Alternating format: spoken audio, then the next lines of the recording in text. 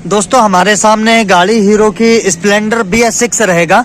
आज की इस वीडियो में आपको ये बताना चाहेंगे कि जब भी आपको करंट की प्रॉब्लम आती है, गाड़ी में स्टार्टिंग की दिक्कत आती है, क्या क्या स्टेप आपको चेक करना है, किस तरीके से अपनी प्रॉब्लम को ढूंढेंगे और किस तरीके से प्रॉब्लम को आसान कर सकते हैं। क्योंकि BS6 गाड़ी के अंदर पहले जैसा कोई भी ऐसा सिस्टम नहीं है कि हम वायर के टुकड़ों से टच करके और मेहनत करके कोशिश करके ठीक कर लेते थे, लेकिन यहाँ पे काफ़ी ज़्यादा बदलाव है। क्योंकि ऐसा अगर कोई वायर का टुकड़ा भी अटैच कर रहे हैं तो डर ये लगा रहता है कि इसका ECM ना उड़ जाए या फिर शॉर्ट ना हो जाए। तो इस चक्कर से थोड़ा करंट का काम करते समय थोड़ा डर लगता है और अपने आप में भी दिल में ये भय होता है कि हो सकता है कोई वायर ऐसा हमसे उल्टा सीधा कहीं बॉडी से या कहीं टच हो जाए, जिसकी वजह से ECM 5 या 6,000 या 7,000 का किसी तरीके से ना उड़ जाए। तो हमें इन गाड़ियों में थोड़ा सेफ्टी और सावधान होकर काम करना होता है। तो आज की इस वीडियो में आपको बताएं कि मल्टीमीटर ना भी रहे, आप क्या क्या चीज़ों को कैसे चेक कर सकते हैं, करंट ना आने से क्या क्या प्रॉब्लम हो सकती है, किस किस चीज़ से आपको करंट की दिक्कत आ सकती है, वो इस छोटी सी वीडियो में आपको बताना चाहेंगे। देखिएगा, जैसे इसकी चाबी स्विच को ऑन करेंगे तो यहाँ पे माल फंक्शन इंडिकेटर लैंप आपको देखने को मिलेगा। जब भी किसी BS6 गाड़ी का ये लैंप जलना डायरेक्टली बंद हो जाएगा, उस टाइम आपको क्लियर समझ जाना है इसका ECM पूरी तरीके से खराब हो गया है। क्योंकि दोस्तों चेक इंजन लाइट जो है इसकी ECM के थ्रू ही आती है। जब भी ये ECM खराब रहेगा, सबसे पहले आपके मीटर से चेक लाइट आना बिल्कुल बंद हो जाएगा।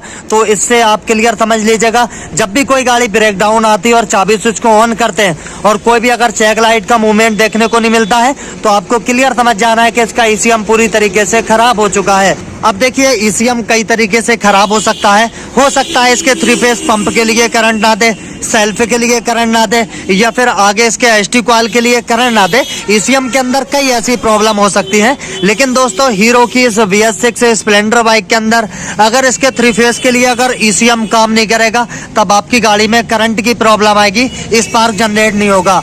तो वही आपसे बातें मैं कुछ शेयर करना चाहूँगा जो आपके लिए काम आना चाहिए। सबसे पहले इसमें यहाँ पे CKP sensor, crankshaft position sensor, जिसको हम पिकअप कॉइल बोलते हैं, तो यहाँ से टेस्टिंग को स्टार्ट करेंगे और बिना मल्टीमीटर के आप भी अपनी प्रॉब्लम को आसान कर सकते हैं और करंट की प्रॉब्लम को आसानी से चेक कर सकते हैं। इसके लिए सबसे पहले यहाँ से कपलर को निकाल लेते हैं।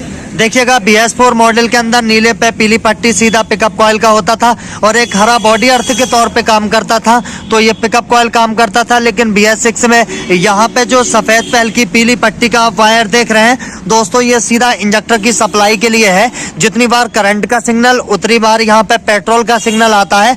तो यहाँ पे करंट की प्रॉब्लम ज़्यादातर या तो इसके CKP को लेके आती है या फिर कभी आपको इंजेक्टर को लेके आएगी। तो हम इन दोनों चीज़ों को, इसके इंजेक्टर को बाईपास करके बताएंगे और सीधा ST कॉइल पे करंट किस तरीके से आपको चेक करना है, चलिए आपको बताते चलते हैं। यहाँ पे बिना मल्टीमीटर से चेक करें आपको एक बल्ब लेना है, तो इस बल्ब की मदद से हम इसके CKP सेंसर को आराम से चेक कर सकते हैं। कोई भी प्लस माइनस वायर के अंदर नहीं रहेगा।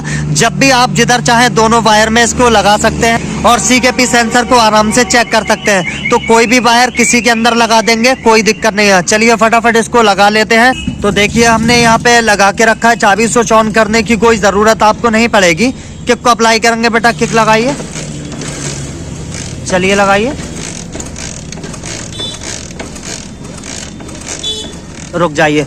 तो इससे हमें दोनों सप्लाई अच्छे से चेक हो गई। हमारे इंजेक्टर पेट्रोल का सिग्नल और दूसरा करंट का, दोनों चीज़ों को इस तरीके से हमने परफेक्ट चेक किया है। इस तरीके से CKP सेंसर चेक हो गया। अब दूसरा यहाँ पे मैग्नेट कॉइल का सफ़ेद कलर का वायर है, इसको चेक करना भी बहुत आसान है। यहाँ भी टेस्टिंग लैंप को ऐड कर लेते हैं। तो सेम वही चेक करने का तरीका, व्हाइट वाले में अल्टरनेटर करंट जनरेट होता है और हरा वाला बॉडी अर्थ के तौर पे काम करता है। किक को अप्लाई कर, तो देखिए हमारा मैग्नेट कॉइल भी अच्छे से काम कर रहा है। ये चीज़ों को भी आप बिना मल्टीमीटर के चेक कर सकते हैं। आगे का थोड़ा प्रोसेस आपको बताते चलते हैं। अभी जैसे ही चाबी स्विच को ऑन करेंगे तो करंट जनरेट होगा। बेटा किक लगाइए, चलिए रुक जाइए। जैसे ही अगर इसके इंजेक्टर का कपलर निकाल देंगे तो गाड़ी के अंदर करंट जनरेट होना बंद हो जाएगा। आपको दिखाते चलते हैं।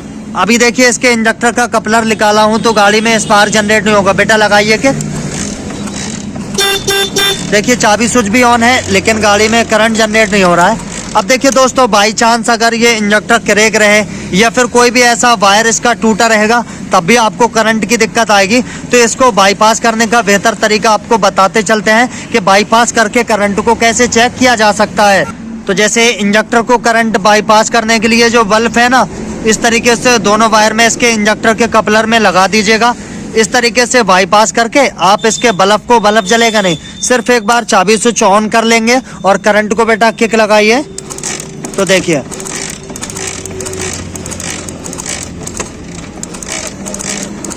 अब देखिए, अगर जैसे इसके बल्ब को यहाँ से निकाल देंगे ना तो गाड़ी में करंट जनरेट होना बंद हो जाएगा। बेटा किक लगाइए, देखिए, चलिए लगाइए, रुक जाइए। देखिए दोस्तों, अगर बल्ब भी ना रहे फिर भी एक वायर के टुकड़े से भी इसको बाईपास किया जा सकता है। अगर ये वायर का टुकड़ा लगा देंगे, देखिए आपको दिखाता चलता हूँ, बल्ब बेशक ना रहे, अगर ये वायर भी रहेगा तो देखिए वायर का टुकड़ा भी सेम आपको ऐसे ही लगाना होगा जैसे हमने यहाँ पे लगाया। बेटा किक लगाइयो,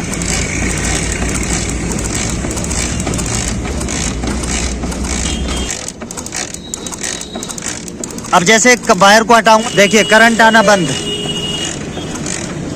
तो इस तरीके से सबसे पहले इंजेक्टर को बाईपास करके करंट चेक करें। अब जैसे और भी अगर करंट की दिक्कत आए तो इसके एसटी कॉइल के दोनों वायर आपको बाहर निकाल लेना है। मैं इसके दोनों कपलर निकाल लेता हूं बाहर की तरफ। आपको यहाँ भी करंट चेक करने का तरीका बताता हूँ, क्योंकि और BS4 गाड़ियों की तरह यहाँ पूरी तरीके से बदलाव है, तो यहाँ चेक करने का सटीक तरीका आपको बताएंगे।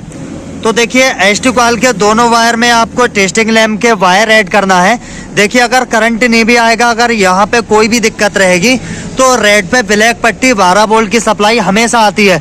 तो करंट को चेक करने का बेहतर तरीका यह है कि आपको दोनों वायर में टेस्टिंग लैंप ऐड करना है और चाबी स्विच को ऑन करके किक को अप्लाई करना है। देखिए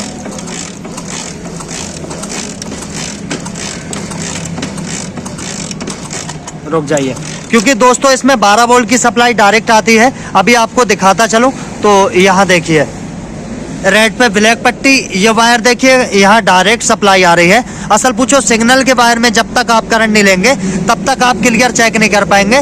जिस तरीके से मैंने बताया, दोनों वायर के अंदर टेस्टिंग लैंप ऐड करके करंट को चेक करना है, ये बेहतर तरीका है। उम्मीद करते हैं इन सब चीज़ों से आपको कुछ सीखने लायक मिला होगा। वीडियो अच्छा लगा वीडियो को लाइक कर दीजिएगा। चैनल पे अगर पहली बार आए सब्सक्राइब करिएगा, साथ साथ बेल आइकन को प्रेस कर लीजिएगा।